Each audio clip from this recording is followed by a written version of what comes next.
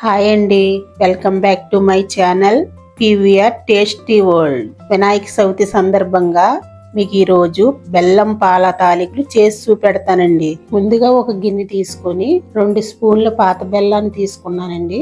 అందులో చిటికెడు సాల్ట్, కొంచెం నీళ్లు పోసుకొని విస్కర్తో బాగా బెల్లం కరిగేలాగా కలుపుకోండి.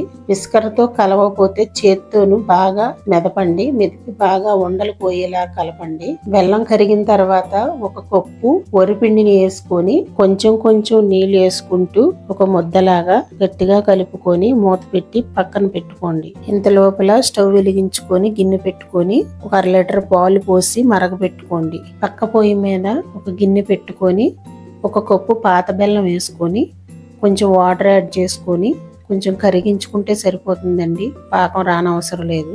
ఇప్పుడు మనం పక్కన పెట్టుకున్న పిండి ముద్దని జిగురు వచ్చేలాగా బాగా ఒక 10 నిమిషాలు పిసుక్కోవాలండి. ఇప్పుడు మనం స్టవ్ మీద కడాయి పెట్టుకొని ఒక 1/2 లీటర్ నీళ్లు పోసుకొని జంతికలు కుట్టుకుంటే ఆ పిండిని వేసుకోవచ్చండి తాలికల్లాగా. లేదు అనుకుంటే పాల ప్యాకెట్లు ఆ ఉండ వేసుకొని కింద చిన్న రంధ్రం పెట్టుకొని ఆ జంతికల్లాగా వేసుకోవాలండి. తాలికల్లాగా చేసుకొని అందులో వేసుకోవాలండి. మిగతా పిండిని చిన్న చిన్న ఉండలుగా చేసుకొని అందులో వేసుకోండి. గరిటె పెట్టి కలపకుండా 2 నిమిషాలు అలా ఉడికించుకోండి. అలా ఉడికిన తర్వాత ఇప్పుడు పాలు పోసుకొని గట్టి పెట్టుకొని నిదానంగా కలుపుకోండి. చిక్కదనం కోసం కొంచెం వరిపిండిని నీళ్ళల్లో కలిపి అందులో వేసుకోండి. అది కొంచెం కలిపిన తర్వాత అరకప్పు కొబ్బరి తురుముని వేసుకోండి. కొద్దిగా నిదానంగా కలుపుకొని ఇప్పుడు మనం ముందుగా కరిగించుకొని పక్కన పెట్టుకున్న బెల్లాన్ని వేసుకోండి. గట్టి పెట్టి ఎక్కువగా కలపకండి, నిదానంగా కలుపుకోండి.